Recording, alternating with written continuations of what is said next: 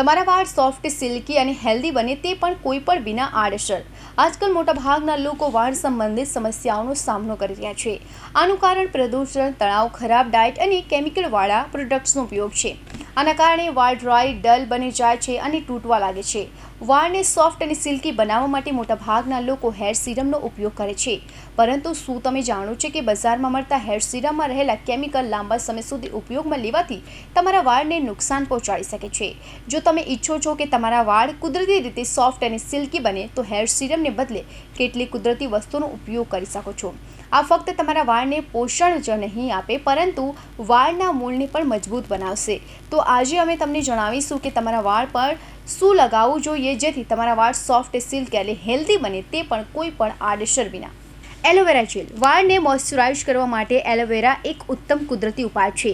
તમારી હથેળી પર થોડું એલોવેરા જેલ લો અને તેને વાળમાં લગાવો. તે વાળને સોફ્ટ, સિલ્કી અને શાઇનિંગ બનાવે છે અને વાળના ગ્રોથમાં પણ મદદ કરે છે. નારિયેળ તેલ. માર્કેટમાં મળતા હેર સિરમને બદલે તમારા વાળમાં નારિયેળ તેલ લગાવો. આનાથી વાળમાં કુદરતી રીતે ચમક આવે અને ફ્રીઝીનેસ દૂર કરવામાં નારિયેળ તેલ. માર્કેટમાં મળતા હેર સિરમને બદલે તમારા વાળમાં નારિયેળ તેલ ઉપયોગ કરો. આનાથી વાળને કુદરતી ચમક મળે છે અને ફ્રીઝીનેસ દૂર થાય છે. ધ્યાન રાખો, વધારે તેલ ન લગાવો નહીં તો વાળ ચીકણી દેખાઈ શકે છે. એરંડાનું તેલ અને ગુલાબજળ. થોડા એરંડા તેલ અને ગુલાબજળ મિક્સ કરીને હેર ટોનર તૈયાર કરો. તેને ભીના વાળમાં સ્પ્રે કરો. તે વાળને ખરતા અટકાવે છે અને શાઇનિંગ રાખે છે. તેમાં રહેલા પોષક તત્વો વાળના મૂળ સુધી પહોંચે છે અને તેને મજબૂત બનાવે છે. દહીં અને મધનું મિશ્રણ.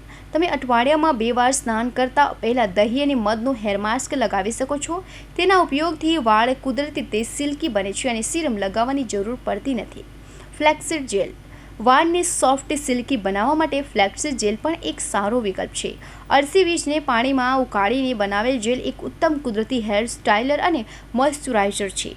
સિરમના બદલે વાળમાં થોડું અળસીનું જેલ લગાવો જે વાળને સોફ્ટ, સિલ્કી અને ફ્રીઝ ફ્રી બનાવે છે. Bureau report, Hind TV news, Surat.